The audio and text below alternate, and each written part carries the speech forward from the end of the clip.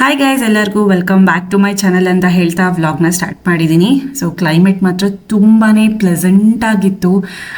ಕಣ್ ತುಂಬ ನೋಡೋದಕ್ಕೆ ಏನೋ ಒಂಥರ ಮನಸ್ಸಿಗೆ ಉಲ್ಲಾಸ ಉತ್ಸಾಹ ಆಗಿಬಿಡುತ್ತೆ. ಸೊ ಹಂಗಾಗಿ ನಾನು ಯಾವಾಗಲೂ ಮಿಸ್ ಮಾಡ್ದಲೇ ಮೊದಲೇ ನೇಚರಿಂದನೇ ನಾನು ವ್ಲಾಗ್ನ ಸ್ಟಾರ್ಟ್ ಮಾಡೋದಕ್ಕೆ ಯಾವಾಗಲೂ ಇಷ್ಟಪಡ್ತೀನಿ. ಸೊ ಹಾಗೆಯೇ ಶುರು ಕೂಡ ಮಾಡ್ತೀನಿ. ಇನ್ನು ಒಂದೇ ಒಂದು ಹೂವು ನೋಡಿ ಮಧ್ಯದಲ್ಲಿ ಬೆಳ್ಕೊಂಬಿಟ್ಟಿದೆ, ಅದನ್ನು ಕಿತ್ಕೊಳ್ಳೋದಕ್ಕೆ ಕಷ್ಟ ಆಗುತ್ತೆ. ಆ ರೀತಿಲಿ ಅದು ಮಧ್ಯದಲ್ಲಿ ಬೆಳ್ಕೊಂಬಿಟ್ಟಿದೆ.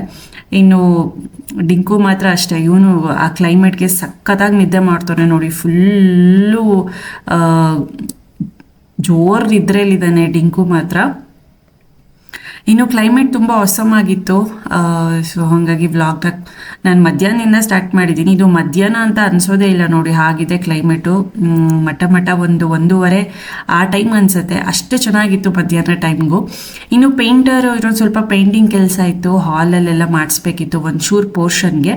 ಸೊ ಅದನ್ನು ಮಾಡಿಸ್ತಾ ಇದ್ವಿ, ಅದನ್ನು ಕೂಡ ನಾನು ಕಂಪ್ಲೀಟಾಗಿ ತೋರಿಸ್ತೀನಿ. Guys, welcome back to my channel. So ಆಫ್ಟರ್ನೂನಿಂದ ವ್ಲಾಗ್ನ ಕಂಟಿನ್ಯೂ ಮಾಡ್ತಾ ಇದ್ದೀನಿ. ಸೊ ಫುಲ್ ಒಂಥರ ಚೆನ್ನಾಗಿದೆ ಕ್ಲೈಮೇಟ್, ಒಂಥರ ಕ್ಲೌಡಿ ಕ್ಲೈಮೇಟು, ತುಂಬ ಚೆನ್ನಾಗಿದೆ ನೋಡೋದಕ್ಕೆ. ಮುದ್ದೆ ಮಾಡ್ತಾಯಿದ್ದೆ. ಸೊ ಬೆಳಗ್ಗೆನೇ ನುಗ್ಗೆಕಾಯಿ ಸಾಂಬಾರು ಮಾಡಿದ್ದೆ, ಅದಕ್ಕೆ ಮುದ್ದೆ ಸೂಪರ್ ಕಾಂಬಿನೇಷನ್ನು. ಮುದ್ದೆ ತಿಂದಲೇ ತುಂಬ ದಿನ ಆಯಿತು, ಹಾಗಾಗಿ ಮುದ್ದೆ ಮಾಡೋಣ ಅಂತ ಅಂದ್ಕೊಂಡೆ. ಸೊ ಮುದ್ದೆ ಓನ್ಲಿ ಅಷ್ಟೇ, ರೈಸ್ ಎಂತ ಇಲ್ಲ. ಒಡೆಯ ಮೂವಿ ಹಾಕ್ಕೊಂಡಿದ್ದೀವಿ ಪ್ರೈಮಲ್ಲಿ. ಸೊ ಒಡೆಯ ಮೂವಿನೂ ನೋಡಿ ತುಂಬ ದಿನ ಆಗೋಯಿತು. ಸೊ ಫಿಲಮ್ ಎಂಜಾಯ್ ಮಾಡ್ತಾ ಊಟ ಮಾಡೋಣ ಅಂದ್ಬಿಟ್ಟು ಇಟ್ಟಿದ್ದೀನಿ. ಇನ್ನೇನಾಗಬೇಕು, ಮೇಲ್ಗಡೆ ಇನ್ನೂ ಪೇಂಟ್ ಮಾಡ್ತಿದ್ದಾರೆ ಪ್ರೊಜೆಕ್ಟರ್ ರೂಮಿಗೆ ಮಾತ್ರ. ಸೊ ಲಾಸ್ಟ್ ವ್ಲಾಗಲ್ಲೇ ನೋಡಿದ್ರಿ ಏನಂತೆ ಕೂರಿಸ್ತಾ ಇದ್ದೀವಿ ಅಂತ. ಇನ್ನೊಂದು ಸ್ವಲ್ಪ ಮಾಡ್ತಿದ್ದಾರೆ, ಅಂದರೆ ಔಟ್ಸೈಡ್ ಕೂಡ ಮಾಡಿಸ್ಬೇಕು ಅಂತ ಇದೆ. ಬಟ್ ಯಾವಾಗ ಅಂತ ಗೊತ್ತಿಲ್ಲ. ಈ ಸ್ವಲ್ಪ ಮಳೆ ಬೇರೆ ಇದೆಯಲ್ಲ, ಮಳೆ ಎಲ್ಲ ಮುಗಿದ ಮೇಲೆ ಆಚೆ ಕಡೆನೂ ಪೇಂಟ್ ಮಾಡಿಸೋಣ ಅಂತ ಅಂದ್ಕೊಂಡಿದ್ದೀವಿ. ಸೊ ತುಂಬ ವರ್ಷ ಆಯ್ತಲ್ಲ, ಹಾಗಾಗಿ. ಸೊ ಬನ್ನಿ ವ್ಲಾಗ್ನ ಕಂಟಿನ್ಯೂ ಮಾಡ್ತೀನಿ. ಇನ್ನು ಮಧ್ಯಾಹ್ನ ಹೇಳಿದ್ದೆ ನಾನು ಮುದ್ದೆ ಮಾಡಬೇಕು ಅಂತ, ಮುದ್ದೆ ಮಾಡ್ತಾಯಿದ್ದೆ. ಇದಕ್ಕೆ ನುಗ್ಗೆಕಾಯಿ ಸಾಂಬಾರು ಒಳ್ಳೆ ಕಾಂಬಿನೇಷನ್. ನಾನಂತೂ ಮಧ್ಯಾಹ್ನ ಟೈಮ್ ಮುದ್ದೆನ ತುಂಬ ಮಿಸ್ ಮಾಡ್ಕೊಳ್ತಾ ಇದ್ದೆ ಆಫೀಸ್ಗೆ ಹೋಗೋದ್ರಿಂದ. ಸೊ ಯಾವಾಗಲೂ ಬೆಳಗ್ಗೆನೋ ಇಲ್ಲ ರಾತ್ರಿನೋ ತಿನ್ನಬೇಕಾಗಿತ್ತು. ಮಧ್ಯಾಹ್ನ ನನಗೆ ತುಂಬ ಫೇವ್ರೇಟು. ಮಧ್ಯಾಹ್ನ ಟೈಮಲ್ಲೇ ನನಗೆ ಮುದ್ದೆ ತಿನ್ನಬೇಕು, ಆವಾಗಲೇ ನನಗೊಂಥರ ತೃಪ್ತಿ ಆಗೋದು. ಇನ್ನು ಬೆಳಗ್ಗೆ ರಾತ್ರಿ ಓಕೆ ಅಂತಲೇ ಅನಿಸುತ್ತೆ. ಸೊ ಹಂಗಾಗಿ ಮಿಸ್ ಮಾಡ್ಕೊಳ್ತಿದ್ದೆ ತುಂಬ. ಈಗೀಗ ಅದಕ್ಕೆ ತುಂಬ ಜಾಸ್ತಿ ಮಾಡ್ತೀನಿ ಮಧ್ಯಾಹ್ನ ಮುದ್ದೆ ನಾನಿದ್ದಾಗ. ಇನ್ನು ಪೇಂಟ್ ಎಲ್ಲ ನೋಡಿ, ಈ ಕಡೆ ಒಂದು ಎರಡೆರಡು ಕೋಟ್ ಹೊಡಿತಿದ್ದಾರೆ. ಡಾರ್ಕ್ ಒಂದು ಸ್ವಲ್ಪ ಲೈಟ್ ಪಿಂಕ್ ಕಲರು. ಪ್ರೊಜೆಕ್ಟರ್ ರೂಮಲ್ಲಿ ಯಾವ ಕಲರ್ ಹೊಡೆದಿದ್ದಾರೆ ಅದೇ ಕಲರೇ ಹೊಡೆದಿದ್ದಾರೆ. ಅಂದರೆ ಜಸ್ಟ್ ಈ ಪೋರ್ಷನ್ ಅಲ್ಲ, ಶಿಖಾ ಎಲ್ಲೆಲ್ಲಿ ಸ್ವಲ್ಪ ಗೀಚಿದ್ದಾಳೆ, ಸ್ವಲ್ಪ ನೋಡೋಕ್ಕಾಗ್ದಲೇ ಥರ ಇತ್ತು ಗೋಡೆ ಎಲ್ಲ, ಅದನ್ನೆಲ್ಲ ಒಂದು ಸ್ವಲ್ಪ ಕವರ್ ಮಾಡಿ ಅಂತ ಹೇಳಿದ್ವಿ. ಕವರ್ ಮಾಡ್ತಿದ್ದಾರೆ. ಇದೊಂದು ಕಡೆ ಕಿಟಕಿ ಈ ಕಡೆ, ಮತ್ತು ಅಪ್ಪ ಅಮ್ಮ ರೂಮ್ ಇದೆಯಲ್ಲ ಆ ಕಡೆ ಈ ಕಡೆ, ಅದು ಪೂರ್ತಿ ಪೋರ್ಷನ್ ನೋಡಿದ್ರೆ ಒಂದೇ ಒಂದು ಫುಲ್ ಸೈಡ್, ಒಂದೇ ಒಂದು ಸೈಡ್ ಪಿಂಕ್ ಕಲರ್ ಇರುತ್ತೆ ಅಂತ ಹಂಗೆ ಮಾಡ್ತಾ ಇದ್ವಿ ಅಷ್ಟೇ. ಸೊ ಚೆನ್ನಾಗಿ ಕಾಣಿಸ್ತಾ ಇತ್ತು ಫುಲ್ಲು ಡ್ರೈ ಆದಮೇಲೆ. ಸೊ ಫ್ರೆಂಡ್ಸ್, ಕ್ರಿಕೆಟ್ ಬಿಟ್ಟು ಬರೋಕ್ಕೆ ಹೋಗ್ತಾ ಇದ್ದೀನಿ ಇವಾಗ ಜಸ್ಟ್. ಇವತ್ತು ಮಳೆನೇ ಇಲ್ಲ. ಇವತ್ತು ಬೆಳಗ್ಗೆನ ಮಳೆ ಇಲ್ಲ ಅಲ್ವಾ? ಬೆಳಗ್ಗೆನೂ ಹೋಗಿದ್ದೆ, ಇವತ್ತು ಫುಲ್ ಮಳೆ ಇಲ್ಲ. ನೋಡಬೇಕು, ನಾವು ದೇವಸ್ಥಾನಕ್ಕೆ ಹೋದಾಗಲೂ ಮಳೆ ಇಲ್ಲ ಅಂದರೆ ಸರಿ, ಓಕೆ, ಆರಾಮಾಗಿ ಹೋಗಿ ಬರ್ಬೋದು. ಮಳೆ ಬಂದರೆ ಏನು ಪ್ರಾಬ್ಲಮ್ ಇಲ್ಲ, ಬಟ್ ಅದೊಂಥರ ಚೆನ್ನಾಗಿರುತ್ತೆ. ಬಟ್ ಅಲ್ಲಿ ಓಡಾಡೋಕ್ಕೆ ಒಂಥರ ಹಿಂಸೆ ಅನಿಸುತ್ತೆ. ನಾನು ಇನ್ನೂ ಪೇಂಟ್ ಸ್ವಲ್ಪ ಇದು ವೇರಿಯೇಷನ್ಸ್ ಎಲ್ಲ ಇದೆ ನಮ್ಮ ಮನೆ ಕೆಳಗಡೆ ಹಾಲಲ್ಲಿ. ಫಸ್ಟ್ ಒಂದು ಸೈಡ್ ಹೊಡೆದಿದ್ರಲ್ಲ, ಆಮೇಲೆ ಆ ಕಡೆ ಈ ಕಡೆ, ನಾನು ಈ ಕಡೆ ಒಂದು ಪ್ಲ್ಯಾನ್ ಹೇಳಿದೆ, ಈ ಕಡೆನೂ ಹೊಡೀರಿ ಅಂತ. ಆಮೇಲೆ ಅವರು ಆ ಕಡೆನೂ ಹೊಡೆದ್ಬಿಡಿ, ಫುಲ್ ಒಂದು ಸೈಡ್ ಆಗಿಬಿಡುತ್ತೆ ಅಂತ ಅಂದರು. ಸೊ ಹಂಗಾಗಿ ಅದನ್ನು ಹೊಡಿತಾ ಇದ್ರು. ಟೀ ಎಲ್ಲ ಮಾಡಿಕೊಟ್ಟು ಬಂದೆ. ಇವಾಗ ನೋಡಬೇಕು, ಅದು ಫುಲ್ಲು ಒಂದು ಇಷ್ಟು ಆ ಕಡೆ ರೂಮ್ ಡೋರು ಮತ್ತು ಕಿಟಕಿ ಡೋರು, ಆ ಕಡೆ ಬಾತ್ರೂಮ್ ಹತ್ರದಿರೋದೊಂದು ಗೋಡೆ ಪೂರ್ತಿ ಇದು ಪಿಂಕ್, ಒಂದೇ ಒಂದು ಕಲರ್ ಒಂದೇ ಥರ ಇರುತ್ತೆ ಅಂದ್ಬಿಟ್ಟು ಮಾಡ್ತಿದ್ದಾರೆ.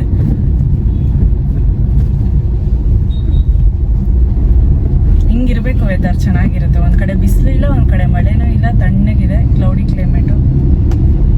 ತುಮಕೂರಲ್ಲಂತೂ ಇತ್ತೀಚೆಗೆ ಎಷ್ಟು ಟ್ರಾಫಿಕ್ ಆಗಿದೆ ಅಂದರೆ, ಇವನ್ ನಾನು ಕಾಲೇಜ್ಗೆ ಹೋಗೋ ಟೈಮಲ್ಲಿ ಇಷ್ಟೊಂದು ಟ್ರಾಫಿಕ್ ಇರಲಿಲ್ಲ. ಈ 10 ವರ್ಷದಿಂದ ಹಿಂಗೆ ಆಗ್ಬಿಟ್ಟಿದೆ. 10 ವರ್ಷನೂ ಇಲ್ಲ ಅನ್ಸುತ್ತೆ, 7-8 ವರ್ಷದಿಂದ ಹಿಂಗೆ ಆಗ್ಬಿಟ್ಟಿದೆ. ಸಿಕ್ಕಾಪಟ್ಟೆ ಟ್ರಾಫಿಕ್ಕು. ಸಿಗ್ನಲ್ಸ್ ಏನಾದರೂ ಬಿದ್ದರೆ ಅಲ್ಲಿವರೆಗೂ ಇರುತ್ತೆ ವೆಹಿಕಲ್ಸು ಕ್ಯೂ ಅಲ್ಲಿ. ಸ್ಕೂಲ್ ಸ್ಟಾರ್ಟ್ ಆಗ್ತಿದೆ ಅಂತ. ಹೋಗ್ತೀಯ ಸ್ಕೂಲಿಗೆ?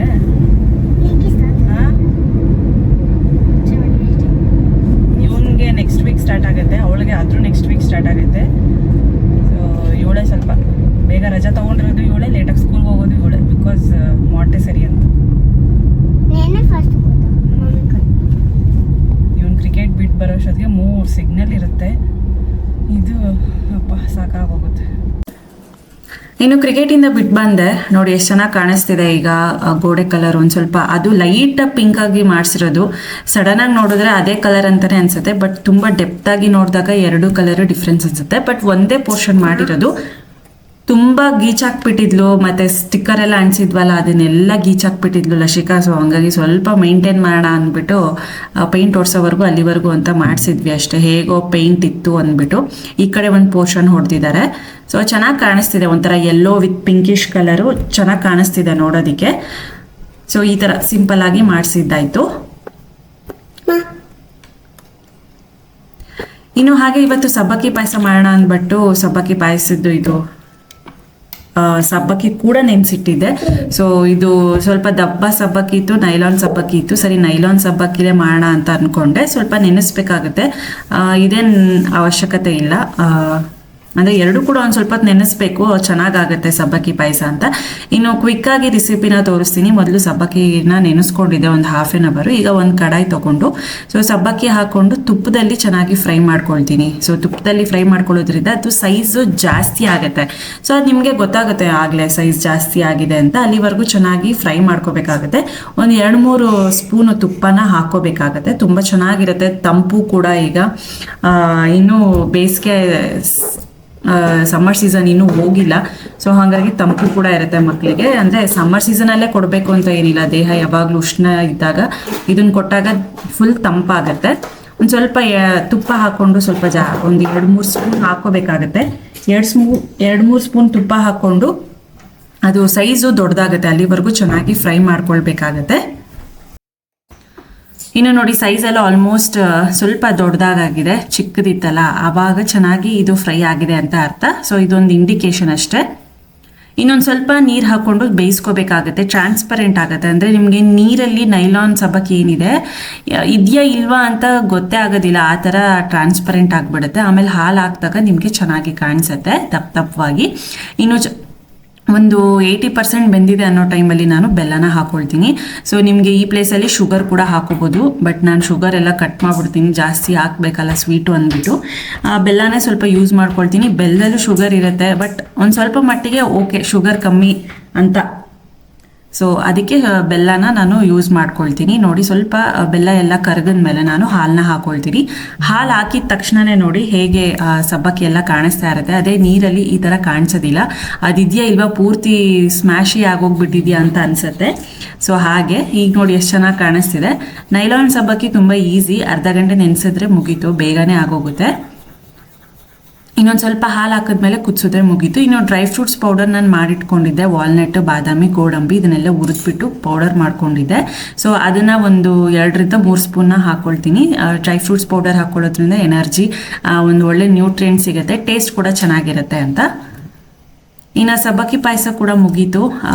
ತಿಂದ್ಬಿಟ್ಟು ಸ್ವಲ್ಪ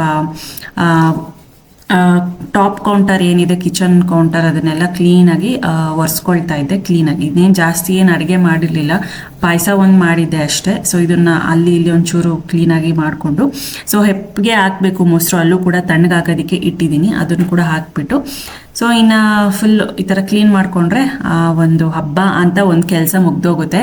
ಹೆಂಗಸರಿಗೆ, ಹೆಣ್ಮಕ್ಳಿಗೆ ಕಿಚನಲ್ಲಿ ಕೆಲಸ ಹಬ್ಬ ಅಂತ ಮುಗ್ದೋಗುತ್ತೆ. ಮತ್ತು ಬೆಳಗ್ಗೆ ಎದ್ರೆ ಮತ್ತೆ ಅದೇ ರೊಟೀನ್, ಮತ್ತೆ ಅದೇ ಗಲೀಜಾಗೋದು, ಅದೇ ತಿಪ್ಪೆ ಆಗೋದು, ಇದೇ ಥರನೇ ಆಗ್ತಿರುತ್ತೆ. ಸೊ ನಾನು ಮತ್ತೆ ನಾಳೆ ಕೂಡ ನಾನು ವ್ಲಾಗ್ನ ಕಂಟಿನ್ಯೂ ಮಾಡ್ಕೊಳ್ತೀನಿ.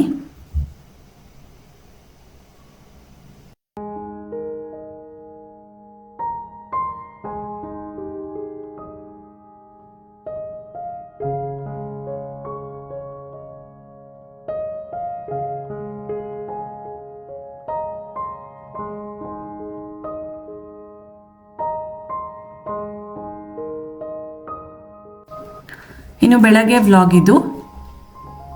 ಬೆಳಗ್ಗೆ ಉಪ್ಮಾ ಮಾಡ್ತಾ ಇದ್ದೆ. ಸೊ ಇದ್ರ ಜೊತೆಗೆ ಏನು ಕೇಸರಿ ಬಾತ್ ಏನು ಮಾಡಲಿಲ್ಲ. ಕ್ಯಾರೆಟು, ಬೀನ್ಸು, ಟೊಮೆಟೊ ಎಲ್ಲ ಹಾಕಿಬಿಟ್ಟು ಚೆನ್ನಾಗಿ ಮಾಡಿದ್ರೆ ತುಂಬ ಚೆನ್ನಾಗಿರುತ್ತೆ. ಮೆತ್ತಗೆ ಉಪ್ಮಾ ಇರಬೇಕು ನನಗೆ. ಈ ಗಟ್ಟಿ ಉಪ್ಮಾ ಅಂದರೆ ಇಷ್ಟ ಆಗಲ್ಲ ನನಗೆ. ಇನ್ನು ಮೊಸೊಪ್ಪಿಗೆ ಸ್ವಲ್ಪ ಮೆಂತ್ಯ ಸೊಪ್ಪು, ಪಾಲಕ್ ಸೊಪ್ಪು, ಕೊತ್ತಂಬರಿ ಸೊಪ್ಪು ಇಷ್ಟನ್ನು ಹಾಕಿಬಿಟ್ಟು ಸ್ವಲ್ಪ ಬದನೆಕಾಯಿ 1-2, ಟೊಮೆಟೊ 1-4 ಇಷ್ಟು ಹಾಕ್ಬಿಟ್ಟು ಮಾಡ್ತೀನಿ. ಸೊ ರೆಸಿಪಿನ ತೋರಿಸಿದೆ. ಇಲ್ಲಿ ಉಪ್ಮಾಗೆ ನೀರು ಕೂಡ ಹಾಕಿದೆ, ಅದು ಚೆನ್ನಾಗಿ ಕುದೀತಿದೆ. ರವೆ ಒಂದು ಹಾಕಿಬಿಟ್ಟು ಮಿಕ್ಸ್ ಮಾಡಬೇಕು. ಇನ್ನು ಬನ್ಸಿ ರವೆ ಯೂಸ್ ಮಾಡ್ತೀನಿ ಉಪ್ಮಾಗೆ. ನಾನು ಮಾಮೂಲಿ ಸೂಜಿ ರವೆ ಯೂಸ್ ಮಾಡೋದಿಲ್ಲ. ಬನ್ಸಿ ರವೆಯಲ್ಲಿ ಮಾಡಿ ನೋಡಿ, ತುಂಬಾ ಚೆನ್ನಾಗಿರುತ್ತೆ ಉಪ್ಮಾ.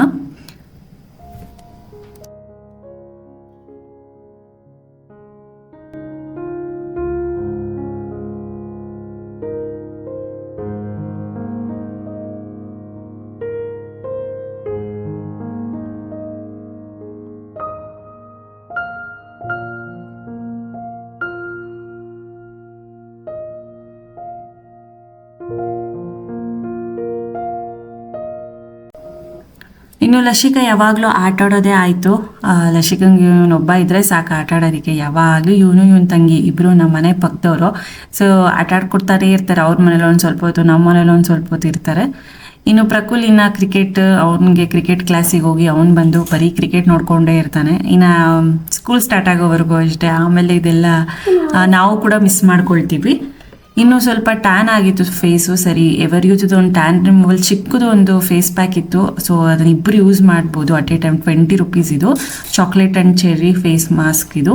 ಸೊ ಇದನ್ನು ಹಾಕೊಳ್ಳೋಣ ಅಂದ್ಬಿಟ್ಟು ಅಪ್ಲೈ ಮಾಡ್ಕೊಂಡಿದ್ದೀನಿ. ಒಂದು 15 to 20 ಮಿನಿಟ್ಸ್ ಡ್ರೈ ಆಗುತ್ತೆ. ಸೊ ಇದಾದಮೇಲೆ ಒಂದು ಸ್ವಲ್ಪ ಟ್ಯಾನ್ ಏನಾದರೂ ಆಗ್ತಾ ಇರುತ್ತೆ ಅಡುಗೆ ಮಾಡೋವಾಗ. ನಾವು ಬಿಸಿಲಿಗೆ ಹೋಗಬೇಕು ಅಂತಲೇ ಏನಿಲ್ಲ.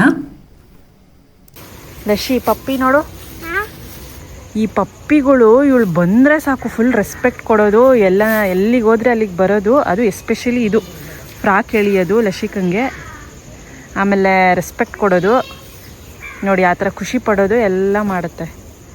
ಅದ್ರ ಜೊತೆಗೆ ಇದು ಬ್ರೌನ್ ಕಲರ್ 2. ನಿನ್ನ ಫ್ರೆಂಡ್ ಲಶಿ, ಅದಕ್ಕೆ ನಾನು ಸ್ನಾನ ಮಾಡಿಸಿರೋದು ವೈಟ್ ಕಲರ್ಗೆ. ಅದಕ್ಕೆ ಇವಳು ಯಾವಾಗಲೂ ಎತ್ಕೊಂಡ್ಬರ್ತಿರ್ತಾಳಲ್ಲ, ಅದಕ್ಕೆ ಅವಳಂದರೆ ಇಷ್ಟ.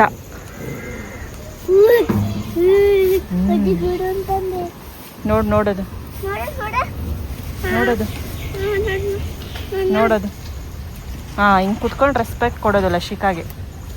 ಅವಳು ಬಂದ ತಕ್ಷಣ ನೋಡಿ ಅವನು ಹೆಂಗೆ ತೀಟೆ ಮಾಡ್ತಾರೆ ನೋಡಿ. ಶೇಕ್ ಹ್ಯಾಂಡ್ ಕೊಡು, ಶೇಕ್ ಹ್ಯಾಂಡ್ ಕೊಡು, ಶೇಕ್ ಹ್ಯಾಂಡು. ಏನು ಮಾಡಲ್ಲ, ಶೇಕ್ ಹ್ಯಾಂಡ್ ಕೊಡು, ಶೇಕ್ ಹ್ಯಾಂಡ್ ಕೊಡು. ಸೊ ಇವತ್ತೇ ಕಲಶ ಇಡ್ತಾ ಇದ್ದೀವಿ, ನಾಳೆ ದೇವಸ್ಥಾನಕ್ಕೆ ಹೋಗ್ಬೇಕಲ್ವಾ, ಆಗಲ್ಲ ಅಂದ್ಬಿಟ್ಟು ಸಂಜೆನೇ, ಇವತ್ತು ಗುರುವಾರ ರಾಯರ ದಿನ ಅಲ್ವಾ, ಇವತ್ತೇ ಕಲಶ ಇಟ್ಬಿಟ್ಟು ಹೋಗೋಣ ಅಂತ. ನಾಳೆ ಯೂಶ್ವಲಿ ಇಡೋದು ನಾವು, ಬಟ್ ನಾಳೆ ದೇವಸ್ಥಾನಕ್ಕೆ ಹೋಗ್ತಾ ಇದ್ದೀವಲ್ಲ, ಹಾಗಾಗಿ ಇವತ್ತೇ ಇಟ್ಬೇಡ, ನಾಳೆ ಬೇಗನೆ ಎದ್ದೋಗ್ಬೇಕಲ್ಲ, ಸಿಂಪಲಾಗಿ ಪೂಜೆ ಮಾಡ್ಕೊಂಡೋದ್ರೆ ಆಯಿತು ಅಂತ.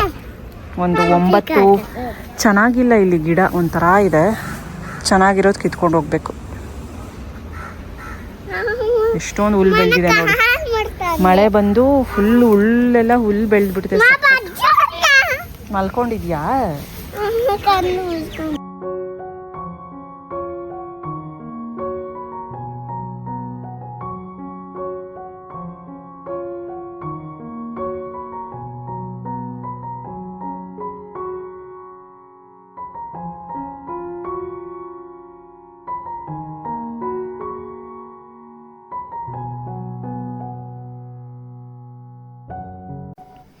ಹಾಗೆ ಸಂಜೆ ಎಲ್ಲ ದೀಪ ಹಚ್ಚಿಬಿಟ್ಟು ಸ್ವಲ್ಪ ನಾನು ಬಿಸ್ಕೆಟ್ಸ್ ತೊಗೊಂಬಂದೆ. ಯೂಶ್ವಲಿ ನಾನು ಇವೆಲ್ಲ ತರೋದಿಲ್ಲ, ಸೊ ಮನೆಯಲ್ಲೇ ಮಾಡ್ತಿದ್ದೀನಿ. ಬಟ್ ನನಗೆ ಮಾಡೋದಕ್ಕೆ ಟೈಮ್ ಸಿಗ್ತಾ ಇಲ್ಲ, ಹಂಗಾಗಿ ನಾಳೆ ಮತ್ತೆ ದೇವಸ್ಥಾನಕ್ಕೆ ಹೋದಾಗ ಅಲ್ಲಿ ಇಲ್ಲಿ ಏನಾದರೂ ಈ ಬೇರೆವೆಲ್ಲ ಕೇಳಿಬಿಡ್ತಾರೆ, ಹಾಗಾಗಿ ಇಲ್ಲೇ ತೊಗೊಂಡು ಹೋಗ್ತಾ ಇದ್ದೀನಿ. ಸ್ವಲ್ಪ ಚಿಕ್ಕಿ ಮತ್ತು ಗುಡ್ಡೆ ಅಷ್ಟೇ. ಇನ್ನು ಡಿಂಕುಗೆ ಇದೊಂದು ಸ್ವಲ್ಪ ಪೆಡಿಗ್ರಿ ಟೈಪ್ ಇರೋ ಒಂದು ಬಿಸ್ಕೆಟ್ಸ್ ತೊಗೊಂಬಂದೆ.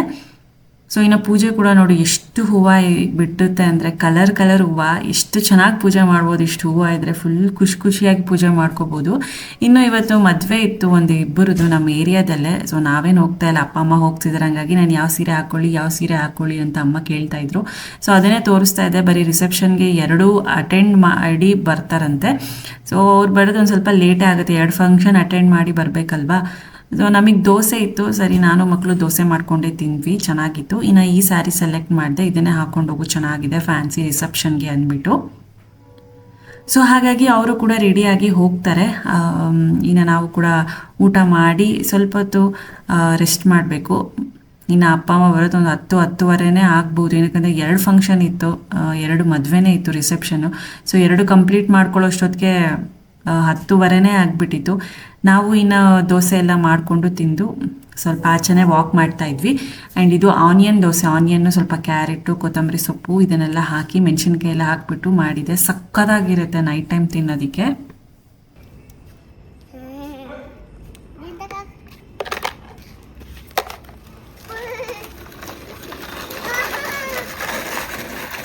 ಸ್ಲೋ ಲಶಿ.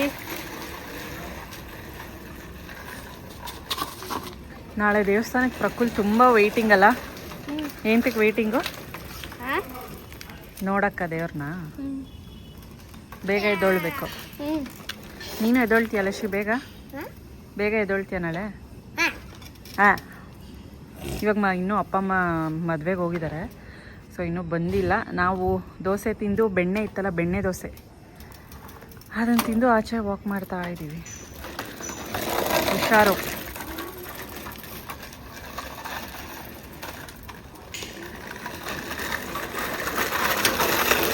ಸ್ಲೋ.